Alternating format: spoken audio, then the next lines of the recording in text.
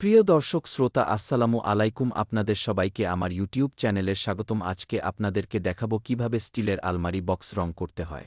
প্রথমে ভালো করে শেষ ব্যাপার মেনে নিতে হবে, তারপরে চিত্রযাত্রা দেখে সুন্দর করে পুটিং করে নিতে হবে। তারপরে আবারও সুন্দর করে শেষ ব্যাপার মাইরে একবারে চকচকা করে তারপরে সুন্দর করে হ্যামার করতে হবে। প্রিয় দর্শক শ্রোতা, আমাদের কাজের ভিডিও দিতে ভালো লাগে হ্যালো, অবশ্যই আমাদের চ্যানেলটি সাবস্ক্রাইব করবেন, একটা লাইক করবেন, একটা শেয়ার করবেন, আপনাদের কাছে অনুরোধ রইল।